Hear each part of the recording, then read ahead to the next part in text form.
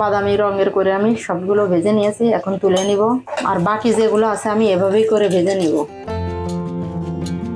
আসসালামু আলাইকুম, hello everyone. আশা করি আল্লাহর রহমতে সবাই ভালোই আছেন। আমার চ্যানেলটা যারা সাবস্ক্রাইব করেছেন তাদেরকে অনেক অনেক ধন্যবাদ। আজ নতুন একটা রেসিপি করে দেখাবো। দুটো ডিম নিয়ে নিয়েছি আমি, দিয়ে দিব হাফ কাপ চিনি, সামান্য পরিমাণ লবণ, দিয়ে দেব হাফ কাপ দুধ। গরুর দুধ আমি জ্বালিয়ে ঠান্ডা করে নিয়েছি। হাফ কাপের একটু তেল কম নিয়ে নিয়েছি, সামান্য পরিমাণ এলাচের গুঁড়া। সুন্দরভাবে এগুলো মিশিয়ে নেব। নিয়ে নিব 1 কাপ ময়দা, 2 চামচ গুঁড়ো দুধ,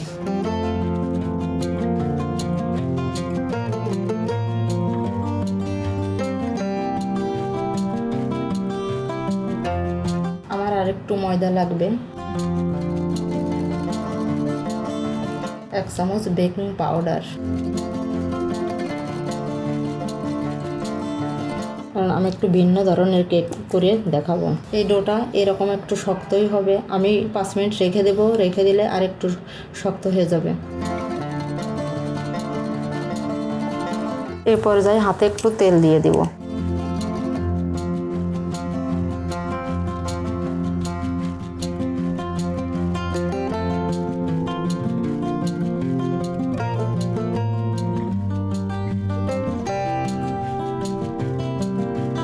তেল, এই তেলটা আমি কিনে নিয়ে আসছি। এভাবে করে সঙ্গে সঙ্গে তেলের মধ্যে ছেড়ে দিব। তেল হালকা একটু গরম হয়ে গেলে আমি দিয়ে দিব।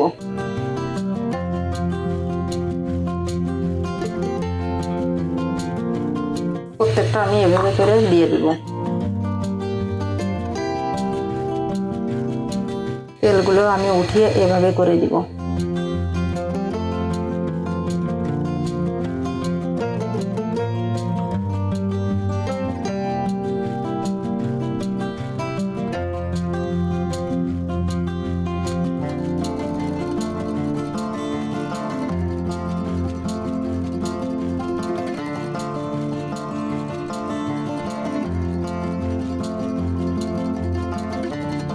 ধৈর্য সহকারে এভাবে করে সবগুলো আমি ভেজে নিব।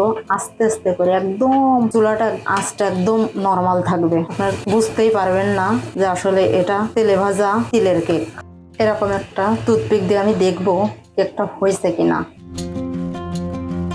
দেখুন, লেগে নাই, তার মানে কেকটা সম্পূর্ণ হয়ে গেছে।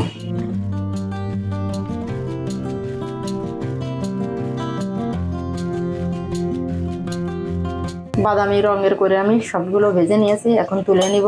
আর বাকি যেগুলো আছে আমি এভাবেই করে ভেজে নিব। দেখুন কত সুন্দর হয়েছে তেলের ভাজা তিলের কেক। খেতে অনেক মজা। আপনারা এই রেসিপিটা একবার হলেও বাসায় ট্রাই করুন। আশা করি এই রেসিপিটা আপনাদের ভালো লেগেছে। আর ভালো লাগলে লাইক করুন, কমেন্টস করুন, শেয়ার করুন। অবশ্যই সাবস্ক্রাইব করতে ভুলবেন না। আল্লাহ হাফেজ।